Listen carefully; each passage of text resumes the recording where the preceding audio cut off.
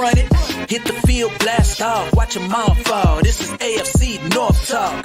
Got me hype, it's about to be a touchdown. Got the Ravens, Steelers, Bengals, and the Browns. Are you listening? It's time to get it hype. Tune in when the season poppin'. Yeah, we going live. Ay, knock them out. Ay, first down, going hard. Yes, indeed. AFC North Talk. Let's go.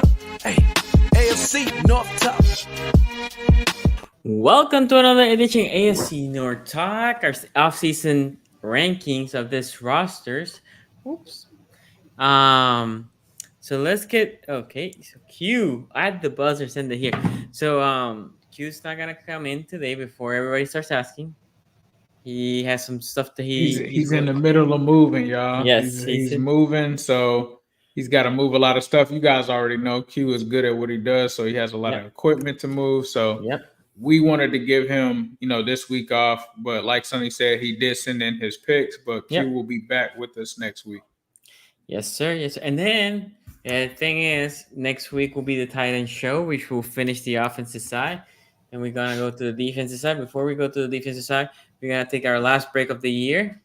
You guys know we usually take one in the summer, and then we'll be back at the end of July, and then that will carry us to the preseason and so on. The season is almost here, which is kind of crazy. Your boy Luka not looking great right now. For all Luka believers, the Mavs are cooked right now. I'm not gonna lie, and I'm a Lakers fan, so of course I want the Celtics to lose. So it's just Luka has played well, but he looks gas. It's only so much, man. And they need to bring for that team. They need more help, man. That's one of the reasons I kind of said that he was the MVP, because his supporting cast, like outside of Kyrie, is not good. Kyrie played well last night. Was it last night or the night before? Kyrie played well last night. The other two games, that was exactly. I mean, it's tough because he was playing in that Boston environment. So, I'm going to take that into account for that. That's a tough environment for him to have to play in. For sure. Also, guys, we have the poll out there. Make sure you vote. But let's get it started. Today we're going to go O-line, as you saw. And with this, I'm gonna turn it to J-Rock. I'll do Q's last, by the way. I'll just do Q's last. I bet. So definitely for the old line, I'm gonna rank this the Ravens number 4. Okay. Ravens was my 4 on this one. I think the last year they had a good run, and I mean I think when we speak about what it is that we know that the Ravens could do as far as like running the ball and stuff like that. They have been good with running the ball, and their O-line being able to bully a lot of other, defensive lines for them to be, successful. I don't really think that the stats was that high on them with the pass protection, but then again, they didn't need a whole lot of it because, Lamar Jackson took pretty much to handle, most of it. So, I mean, I definitely think that they got some weak points. I think that it's a lot to be seen with Voorhees, who I know that they're high on. I think there's unproven with Roger Rosegarden, who they selected in the draft. But I think they got a few solid returners like Stanley and Linderbaum that I think is going to be solid for their line. But with that being said, I think they're number 4. Ace. Man, this was kind of tough to actually rank, man, when it comes to these 2 bottom slots. So for me, like the Ravens, you could give it to either one of these teams, in my opinion, because they both have a ton of question marks, right? Like the Ravens, they have potentially, I believe it's 3 new starters on the offensive line. That's always going to make it questionable. Right. I do believe in Roger Rosengarten, though. Ben Cleveland, I wouldn't trust him. I don't know how Ravens fans feel about that, but Ben Cleveland, I mean, he was a draft pick from 3 years ago. We still haven't seen him. I'm not sure what to expect from them. Maybe the staff knows something that I don't. I'm not a connoisseur in backup offensive linemen, so I cannot tell you much about Ben Cleveland. I just remember him, but I don't remember him ever doing anything for the Ravens. You got Falele, which I don't think that he's starting over Rosengarten. I think that they would go ahead and start Rosengarten there. To me, between these two teams, you have two guys that are legit. You got Tyler Linderbaum and you got Ronnie Stanley. So for me, that reason is why I'm going to put the Steelers at number 4, because with the Steelers, there's a combination of youth and some kind of question marks on there. So I love Troy Patano. I think he's going to be a good offensive lineman for him. I just can't say right now that he's on the level of a Ronnie Stanley or a Tyler Linderbaum as it stands. That's not to say that he can't be that. I think that he is going to be a good tackle for them. I think he's got potential to end up being a Pro Bowl quality lineman. We'll see how it goes. A lot of people feel like he is undersized. That's what a lot of Bengals fans argue with me, but he is a guy that can play any position on the line. So I really like that for them. I also will say, even though I'm ranking them fourth, I think that the Steelers' offensive line is much improved from where it was a year ago, which isn't really saying much because obviously they kind of struggled in that department and have for some time since they lost Mike Munchak. To me, in my opinion, ever since they lost Munchak, it's just gotten worse and worse. This is the first season where you're seeing them get some youth with Broderick Jones. They got a veteran and Isaac Sumalo. They drafted Zach Frazier. The only thing is there's kind of some question marks. Now, I do feel better about James Daniels than I do Ben Cleveland. So you could argue collectively that the Steelers, even though they have, two, I kind of still consider Broderick a rookie because he didn't really play last year.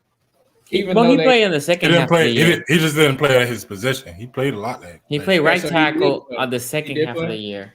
On the second half of the year. So I mean, he still hasn't played a full season as the starter. Okay. So I mean, he's got some experience, yes, but we haven't seen him for the whole season. So to me, I don't think it's a bad line. I actually would probably say that I wouldn't be shocked if the Steelers end up moving up to 3 before the season is over. But for now, with the questions, I would have to put them there because I feel like I know more about Troy Patano, or I have more faith in him than I do Broderick Jones. So for me, I'm gonna go with the Steelers at number 4. Yeah, and you saying they're going up to 3. I think they can go up to number 1, but we just want let the play. We'll see. I mean, I don't know. We'll see. So Ray Rax here says, "Okay, J Rack, how are you going to say the Steelers are?" Ray Rax, pay attention. I'm about to show you. Pay attention, Ray Rax. And again, no Q today. He's moving today. He should be back next week. Go at the beginning of the show. We explained this, so if you need to go back there. Okay, for me, 4th here, Pittsburgh Steelers. Look, Fautanu, question mark, and I'll talk about Rosengard the same way, right? Rookies is always an enigma. Could be great. They could be not great. It might take them a while to adjust. It might adjust really quickly, right? Tackles take a minute to adjust. Before I keep going, J-Rock, do you know if they're gonna take Jones to the left tackle and Fautano to the right, or they're putting right now, the way it's looking, Fautano gonna be on the left and Broderick gonna be back on the right. So I like Fautanu on the left. I do like Fautanu on the left. Okay. I was a huge Fautanu guy, so I really like him on the left because that's where his natural position is. That's his natural position, and that's where he's not only his natural position, but that's where he got pretty much all his tape at on his on the left side. So I mean, the fact that Broderick played right last year, Broderick Jones, I think he was okay last year. Not great. Not horrible. Some people say he was horrible. I don't think he was horrible. It was definitely a question mark when he didn't start over Chooks. That was surprising to me. But, Broderick was okay. I think definitely you can see traits where he can build, right? It was a rookie. And that's the thing with Fautanu. It's the same thing with Rosengarten. Will they have similar years than Broderick, right? Again, it's very, very hard to predict with rookies. Especially O-line, especially in this division, right? Linderbaum had a good rookie transition, but it wasn't like what he is right now. But he definitely had a better than Broderick. I like Sumalu. I do like him. I think I think that is definitely the staple. I think he is the main guy in this O line. He is the guy that if you're a Steeler fan, you know that left guard position is taken care of, right? That you don't have to worry about him. That he is your staple. He came from Philly. Definitely a guy that is super solid. Then the rest of the O line, the center, Haybe and Daniels. I don't know. I think that there's a lot of question mark. We'll talk about my Ravens soon about saying question marks. Uh, Well, what I it's was not Frazier. Frazier isn't Yeah, gonna start. they're gonna they for right now they look like they're gonna start Zach Frazier. Frazier is the center. Yeah. Okay. But what Which I was he's gonna better than the other guy. Because if they starting the other guy, then y'all are in trouble. Yeah. Nate Herbig is the other one. The Nate brother Herbig, of yeah. brother defense. But what I would say about the North right now is the Browns have had a solid O line now for the past couple of years. I know they took a dip there, and maybe they're not as good as what they were before, but definitely up and up. And everybody in the North is trying to fix their O line, right? Steelers, they've been trying to fix it for a while. The Ravens had a good O line last year, but now they're revamping that O line because definitely risky. And the Bengals, we know how they have been trying to fix the O line for the past couple of years. So it's very hard to predict where all these O lines are, minus the one team. But I think the Steelers are definitely, in my opinion, they're fourth. If Broderick takes that step up, and then Faltano plays what I think Faltano can play, right? Not what I saw with Faltano, because when I was for draft purposes, I was looking at these O lines because I wanted a fat guy. And I look at Faltano as a possibility that will slip all the way to 30. I thought he was super solid. I liked him a lot. So, because I wanted both bookends tackles from Washington to bring to the Ravens. But if he can be that guy and Broderick can take a step up, we're talking about now not potentially going from a bad O-line to a good O-line, right? Moving to being top of the league O-line, right? Because if you have your two tackles being really good, Pro Bowl level tackles, and I think both of these guys coming from college had the potential. Now, definitely you can move your line to that level, and already you have a guard that, in my opinion, is Pro Bowl level worthy on Sumalu. So for that reason, I have them fourth, but I think this O line of all the positions, specifically the O line, can move throughout. I can see shifting. I can see everybody shifting at the end of the year. So I have Q's here. Q says Ravens as fourth. Too much turnover. Ronnie Stanley ain't the same. That was it for Q. Okay, with that being said, and by the way, guys, don't forget we have a poll running out there currently. Number 3. I'm gonna go back to you, Mr. J Rock. Who is your number 3? Oh man. As much as I want to say the Bengals or the Browns, I'm gonna have to go with Pittsburgh on this one, man. Solid play. I mean, we talked about the O line that we had up there. Now that's supposed to be starting, like you said, starting from left to right. You got Troy Fatanu, as I said, Malu, Zach Frazier, James Daniels, and Broderick Jones. So I mean, going from what was last year when we had Dan Moore and Chooks starting at the position, I definitely feel a lot better about what we had this year. But with all the young pieces that we have, it's unproven. So I can't really rank them higher than what we the 3 spot that we have right now. But I definitely think that we made a significant improvement, even going all the way back from 2022 and 2021, where we was pretty much like the last in the division. I think 21 we were the 26th ranked, and 2022 we were 30th ranked. So last year we made the improvement by being number 14th, the 14th ranked O-line. But it wasn't significant enough because it was inconsistency played with Mason Cole. And I'm not sure if you was speaking on Sonny, if you was speaking on your uncomfortability with Dan Moore or Chooks being on the line. But as a Steeler fan, I was uncomfortable with Mason Cole, as well as Dan Moore. So because we got those spots filled, and I think that it's an improvement, but they're still unproven. I'm going to rank them at 3 for that. Yeah, before I go to you, Ace, one of the things that surprised me last year from the Steelers, and I'm big on O-line play. Like, I think, after quarterback, that's your second most important position. So having that O-line. I was shocked after the draft of Jones that not only he lost to Shooks in the right tackle, I was like, wait, this guy was drafted to be a left tackle. What is this guy Moore being there in the left tackle?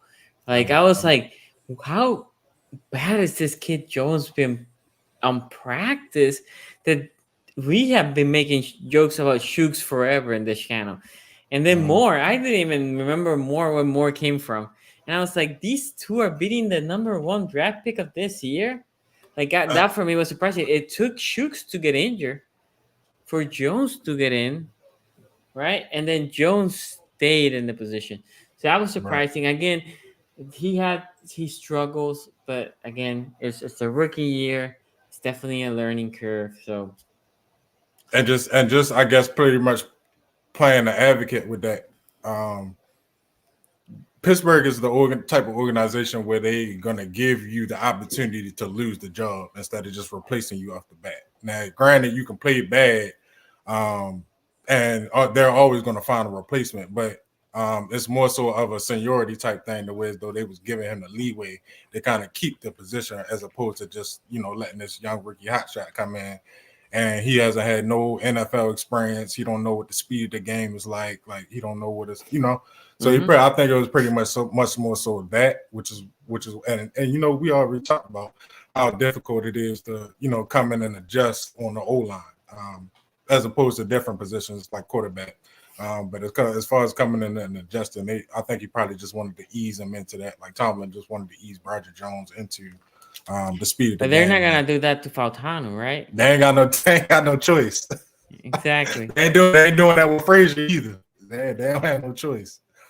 But yeah, I think that was a more pertinent position to where, though, like, that left tackle spot. You missed that you missed that block. You got somebody like Michael Parsons or Max Crosby, or we played a lot of good defensive teams at the beginning of the year last year, and we had issues. You talk about the 49ers with Bosa and what's the guy out of that was in Washington?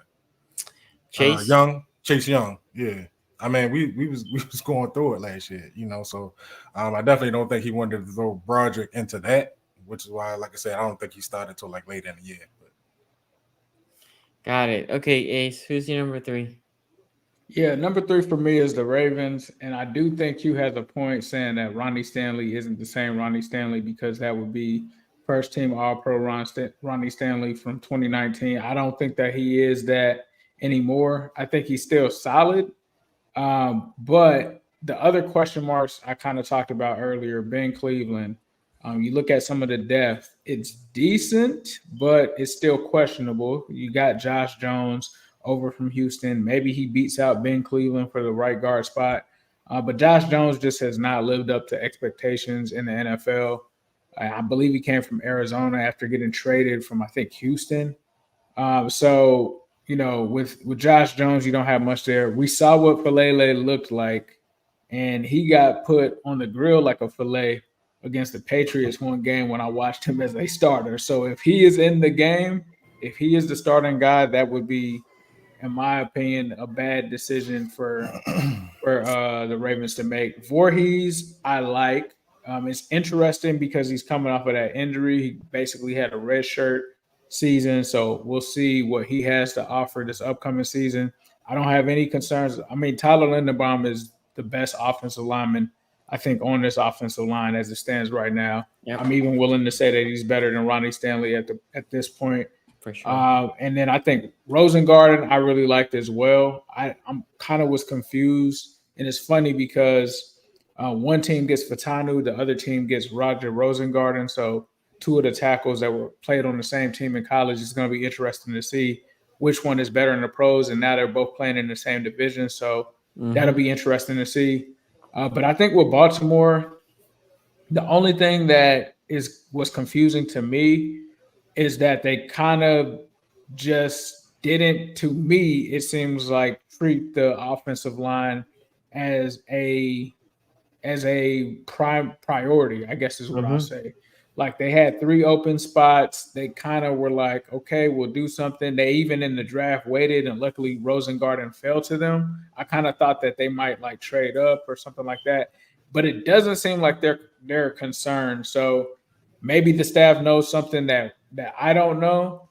But like I said, they do have the potential to be volatile this season with a lot of ups and downs. And I think my only concern with that is we've seen them have good offensive lines with Lamar, and we've seen them have bad offensive lines. And I don't think that you can afford to have a subpar offensive line to pair with Lamar Jackson at this point. So we'll see if these bets that they're taking pay off. And hey, they could, because depending on Monken's system, that may determine, how easy it is to block on certain plays and stuff like that. So I don't think that there's really any concerns though. Like honestly, Ben Cleveland is the only thing that I look at and I'm like, I don't know about that. But everything else I feel somewhat decent about if I'm Baltimore. Yeah, for me here, number three is the Ravens, and the thing with the Ravens is the Ravens are for most people are an enigma. What Ace said is true. The Ravens essentially took and said, you know what, we by choice are gonna get weaker at the O line, right? They traded Morgan Moses. Siler was there, right? They could have signed him. It wasn't he didn't cost a lot either.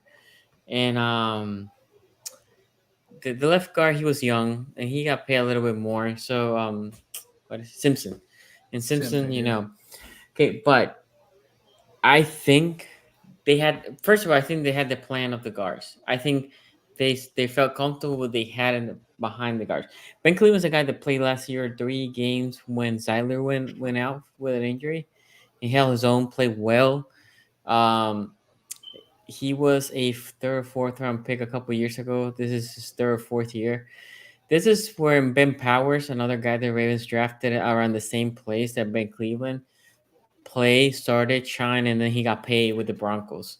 Um, so I think Ben Cleveland's ready to start. I don't know if he's gonna stay here too long because I think he will be playing well, especially he has Linderbaum as center. On the other side, people are saying Voorhees, which I like Voorhees coming out of that draft. I understand he got injured. And he said that he's been basically all year, last year, just learning the old line, not be able to participate in all the meetings and all this, getting stronger. Okay. They also drafted a guy named Salas. I'm not going to pronounce his last name because I'm going to botch it. Um, where he played tackle, projected as a guard that they liked a lot, right? They have another guy that I think they don't want to start because he plays your backup left tackle, backup guards, and your backup right tackle, which is Macari. But when he plays, he's very solid, very good. I like him too. And then I think I talk about Borges. So they had different players that they can put there that I think they feel comfortable. I feel comfortable with Ben Cleveland. Voorhees for me is more of a question because I haven't seen him there. Cleveland, I saw him his second year making the mistakes, and then last year playing well when he had the opportunity. But obviously, we had two guys that were playing Pro Bowl level, so he wasn't pushing them out, and I think that's why they felt comfortable with Cleveland. Now we talk about Rosengarten. The same thing that I would say about Faltano is he's an enigma. What is he gonna be? I love what I saw from the tape. You guys know that I kept telling Q, I think we're gonna draft him in the second round. He ain't gonna make it to the third. I think we're gonna draft him in the second, right? Which we did. I like everything that Rosengarten brings to the table. I think he can be a pro level tackle. Is he gonna be this year? No. Can he be like what Morgan Moses was? Morgan Moses last year was solid. He was hurt, but he was solid. If Rosengarten can be that this year, that would be great. And then you have the biggest question mark, which is Stanley's health. That is, for me, the biggest question mark because when Stanley's there, he actually plays good. Not Pro Bowl level Stanley, all pro level, but definitely a B level tackle, right? He used to be A plus, so B level tackle. So definitely but you can get away with a B level tackle if he's always healthy, right? And that's the question with Stanley. He took a pay cut this year, betting on himself because then they redid the contract in a way that basically allows him to be a free agent. And so if there's motivation for him, if he kills it, he's a free agent and he can go get paid. I don't know if the Ravens will have him back. But that's for me is the biggest question. Yes, Rosengarten is a question. Any rookie it is. Same thing with Voorhees, where he hasn't played. Linderbaum, I didn't mention him, but Linderbaum, we're talking about a top tier guard, a top tier center in the league, right?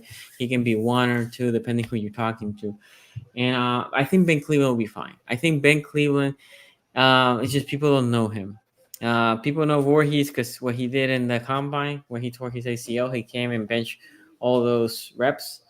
But I think I kept saying last year that the plan for guard this year was already set. I assumed that they were gonna let all the guards go. I was surprised with Morgan Moses. I'm not gonna lie. I'm not gonna pretend here like, oh yeah, I knew Morgan Moses. I thought they were gonna keep Morgan Moses and draft a left tackle. That's what I thought they were gonna do.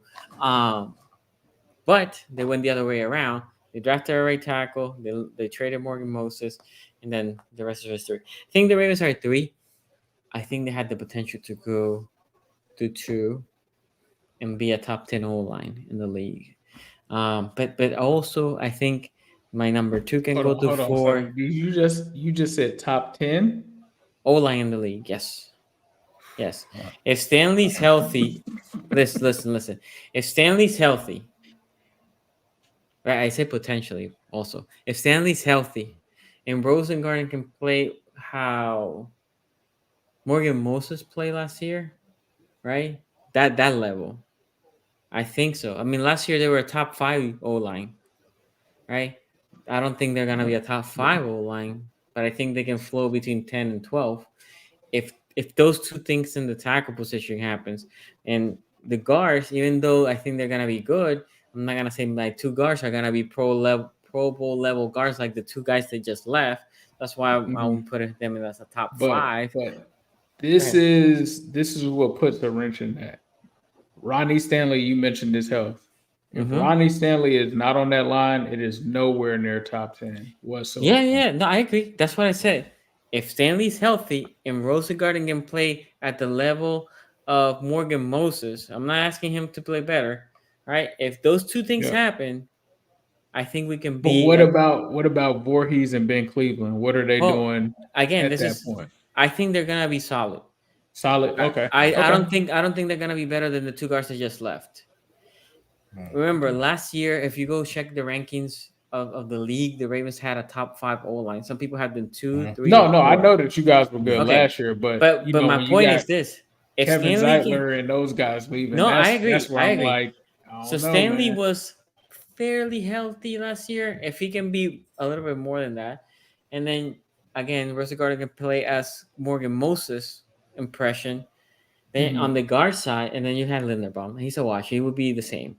But then on the guards, you're gonna take a step back. So if those 2 tackles can play at the same level as the tackle played last year, the guards I think they're gonna be solid, but not as good as last year. So you're gonna go from a top 3 line to like the 10th or 11th. That's still a big drop for most standards. Right now, you cannot call them a top 10 or 11 or 12 because there's a lot of question marks. They're like in the 20s right now. That's fine. That's fine. I think they have the potential. Let's put it like that. I think they have the potential to be like the 10 to 12 best O line. And if they do have that hit, like if at the end of the year we're looking back and we're like, damn, the Ravens were like the 10 or 11 O line.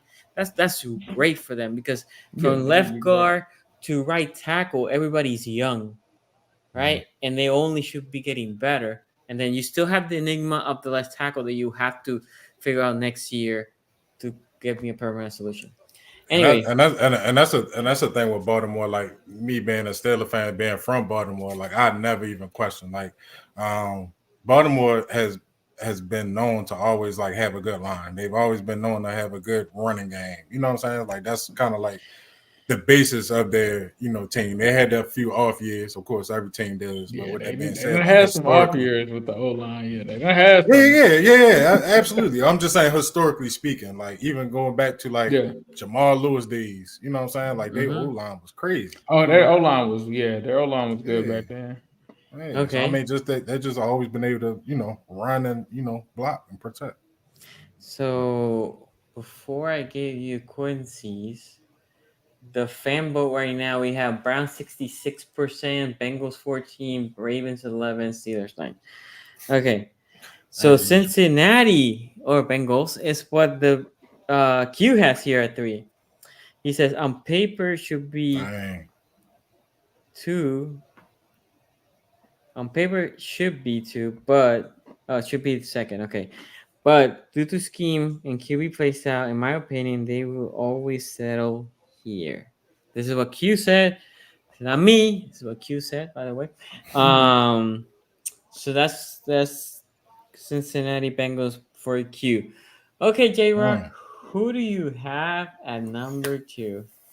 Number 2, I'm gonna go with the Tigers. With the Bengals on this one. The Tigers. I had to pause there for a moment. Like what?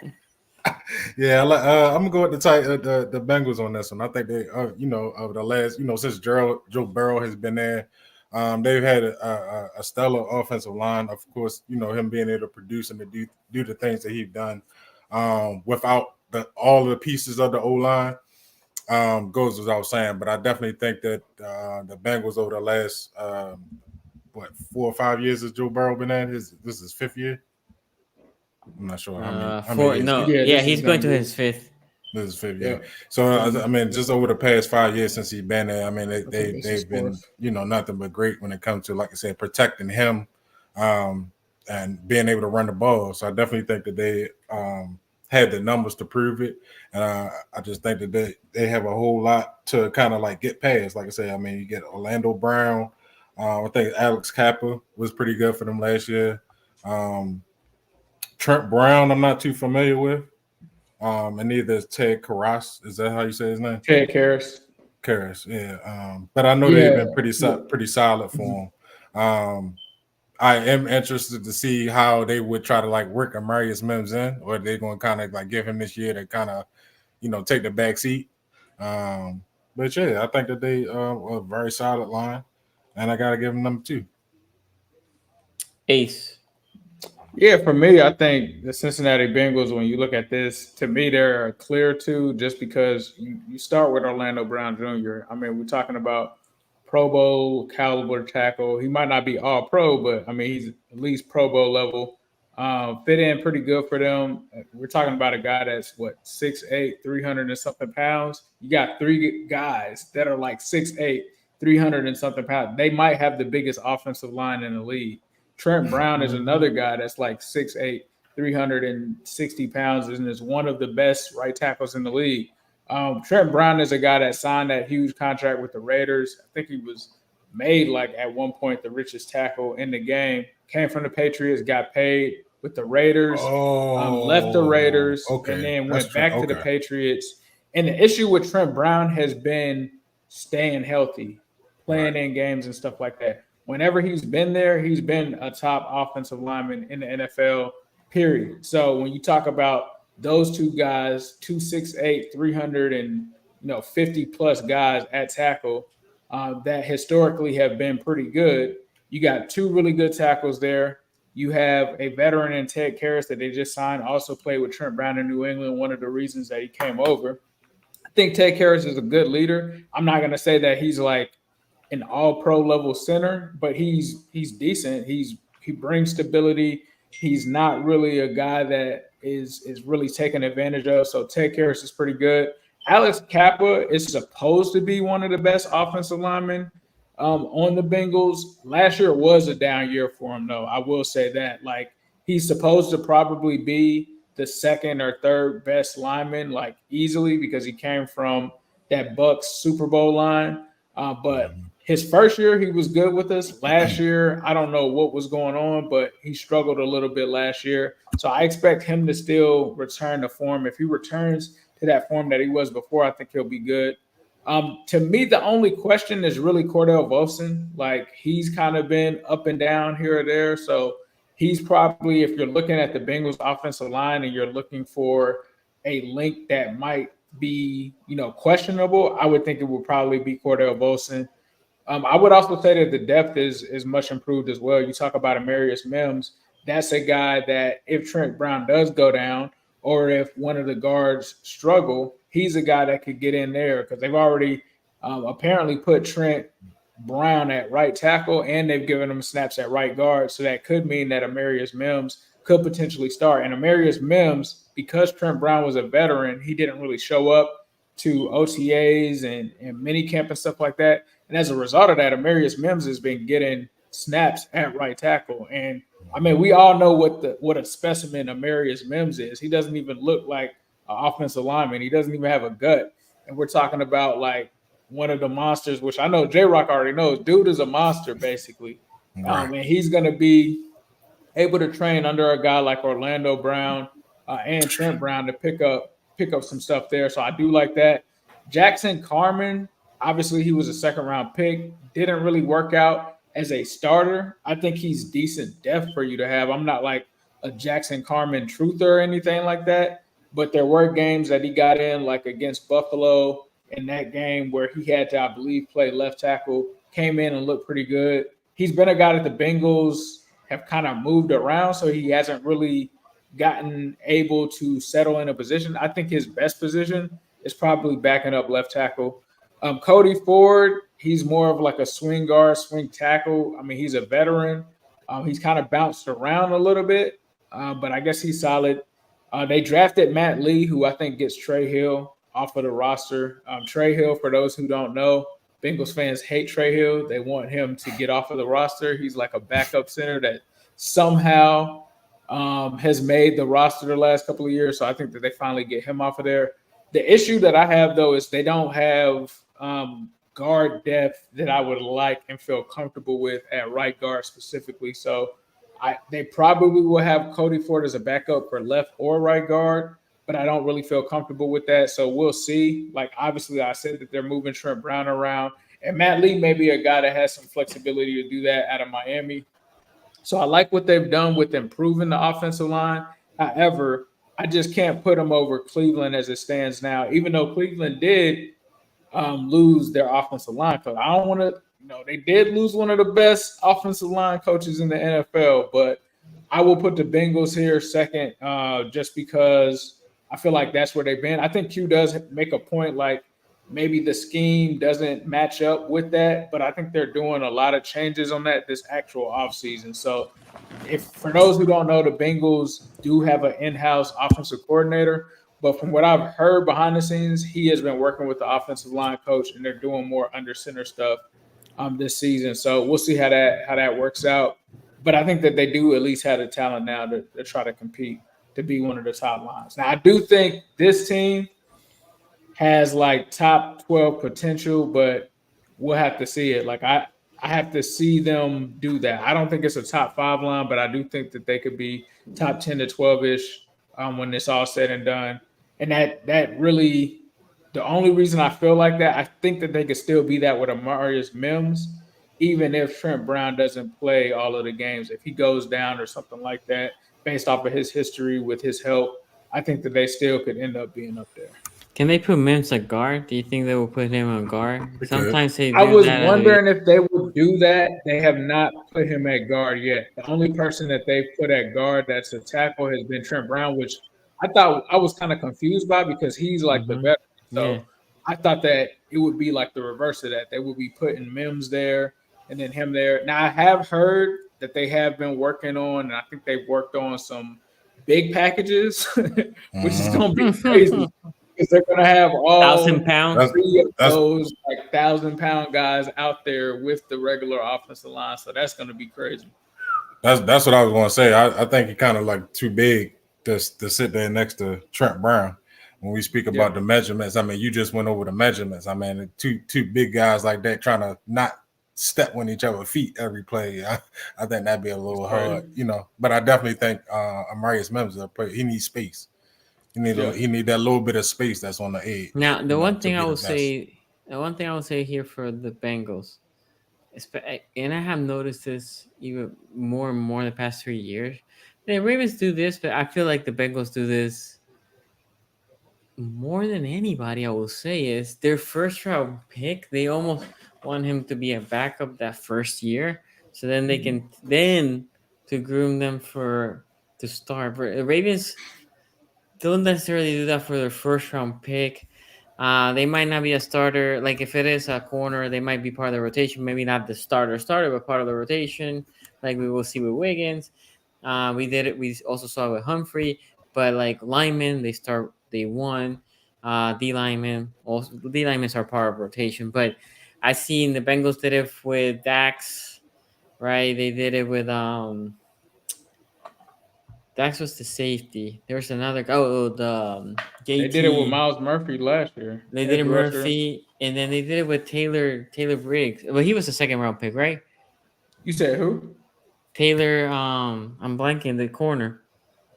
You talking about William Jackson? William No, the Jackson. corner. The other corner that you guys have. You drafted that a You couple talking years about ago. CTB? Cam Taylor Britt? Yes, that. Well, He was a so second round. technically, yeah, he wasn't supposed to be a bench player. What happened was he was supposed to be the starter, but he got hurt. He had some kind of surgery like during Mm, training camp.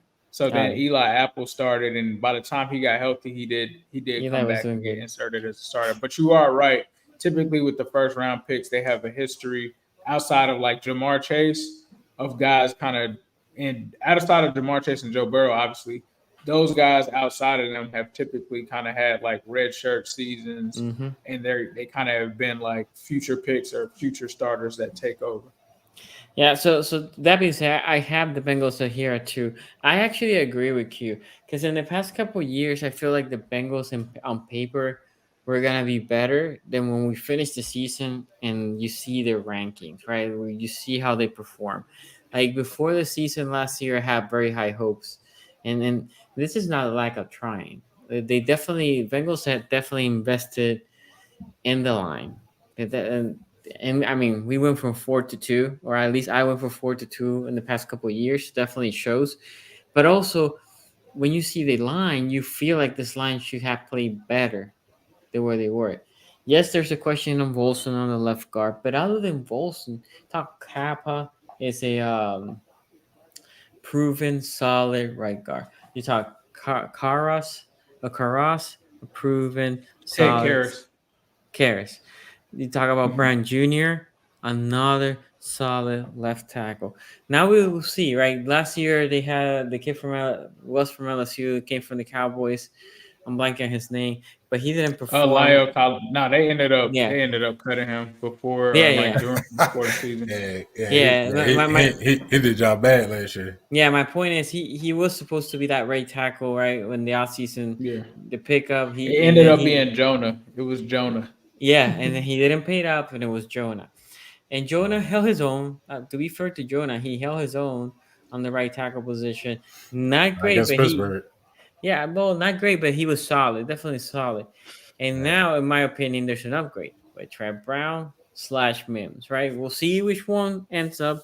Obviously, if you're a Bengal fan, what you want is Mims to win against Trent Brown. And even though you have to then pay Trent Brown to be in the bench, you're like, yeah, but my rookie beat Trent Brown. Like that right there will be huge Me confidence personally booster. in that situation, I'm moving Kappa To the left or guard. no, I'm moving Trent Brown to left guard. Like I Yeah, would I put mean that's Bolson on the fine, bench. That's just me but though. I would put Bolson on the bench. yeah, I mean, and that could be a way to do it.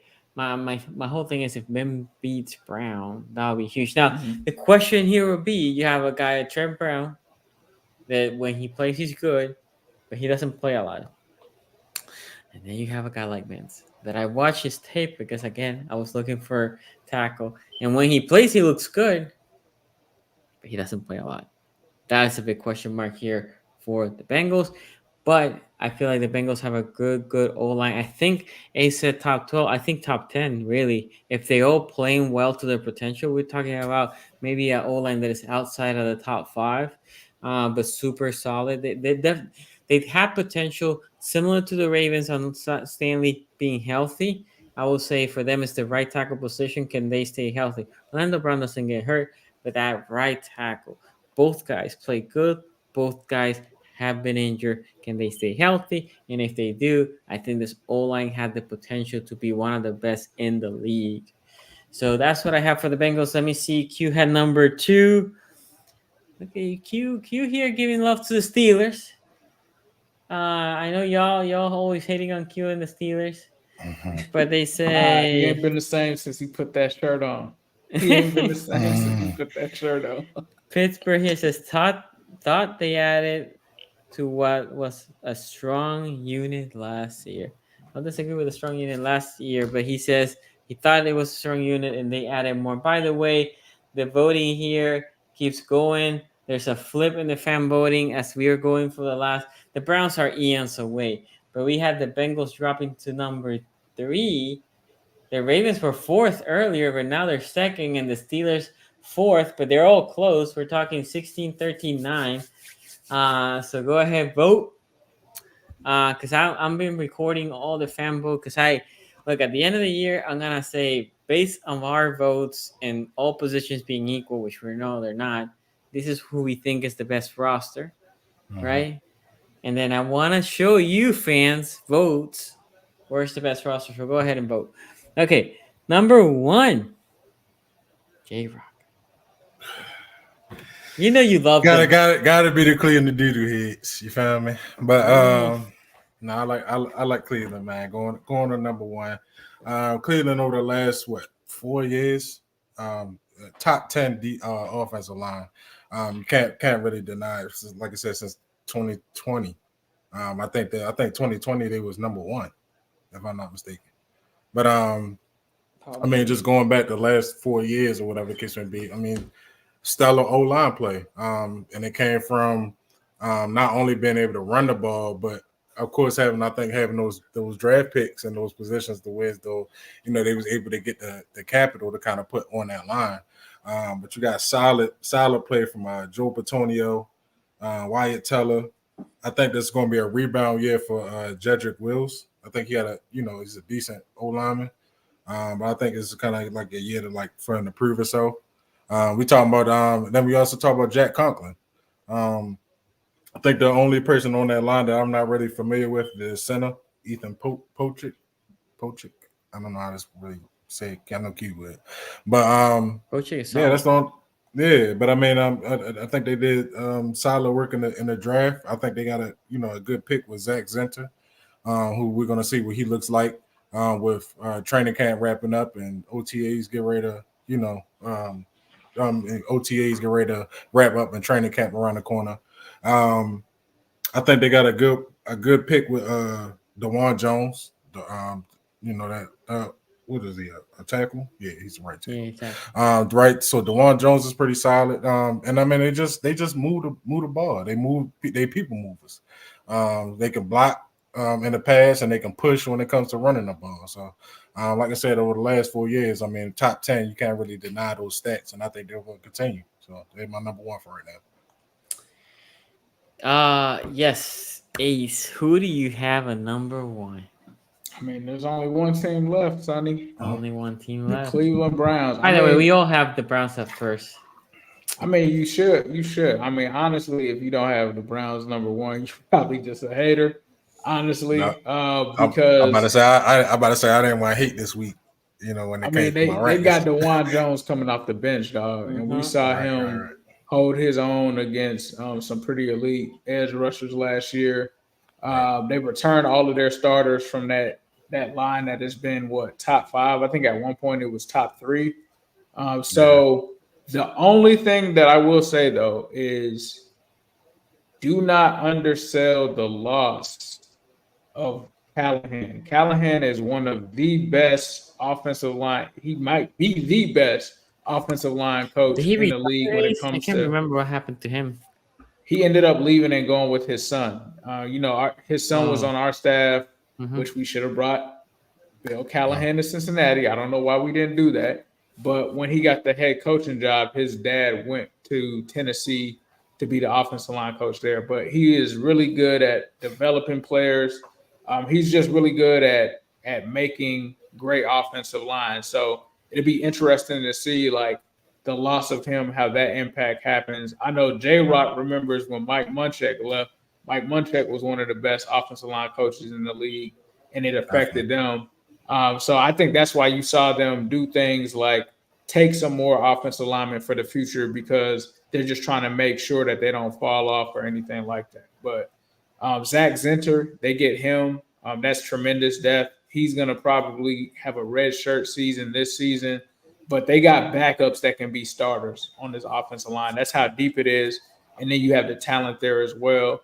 So there's no issues. Now, Browns fans will probably tell you they don't like Jedrick Wills, but there's probably a lot of teams in the division or even in the NFL that would probably still take Jedrick Wills as well. Like, so I think they might say that he's the question mark on their line, but I think if you asked anybody else outside of Cleveland, they would be like, at worst, he's a solid tackle for them. So I think it's no question and no doubt that Cleveland is number one, and I don't see them falling off because we saw them have injuries last season and they still performed and did well.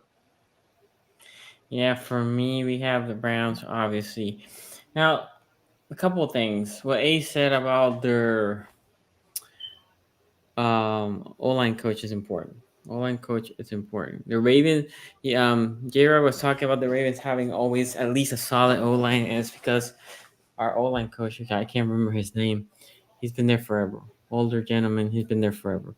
But saying that, the Wills thing is surprising to me because he went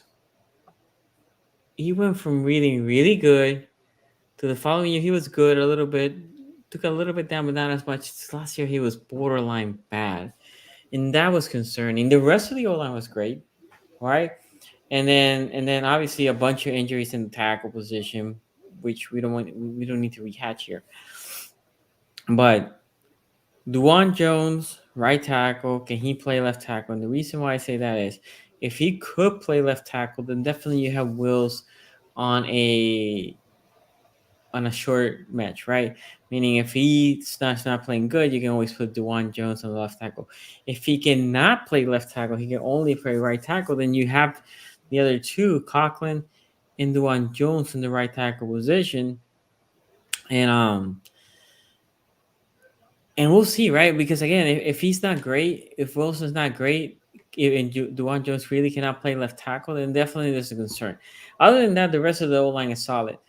The other point here is Q mentioned earlier that, and it's not that I disagree with the scheme of Cincinnati on paper, they are better than how they play, right? That's what Q said about the Bengals. You can argue when Deshaun Watson is there, that's definitely something that can happen to this O-line. Watson tends to hold the ball longer. That's something that he always been. I think that creates the bigger play, but he tends to hold the ball longer. So that O-line is under more pressure. So definitely we have to look, but this O-line is good. Now, Wills is, we talk about all of us, we talk about our weakest link in the O-line. Wills, of all the weakest links, Wills is way better than all our weakest links combined. Right?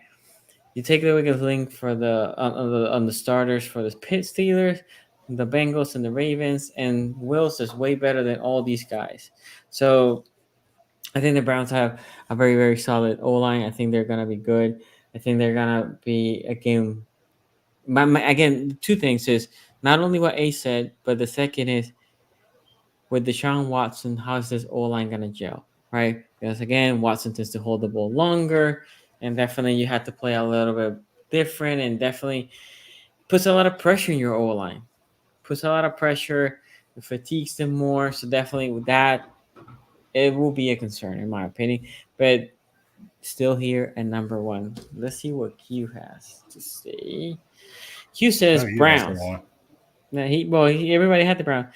Right. Not the Giant they were 4 years ago, but still a bet unit that has a ton of playing time. Also, depth is unmatched with an old pro on the bench.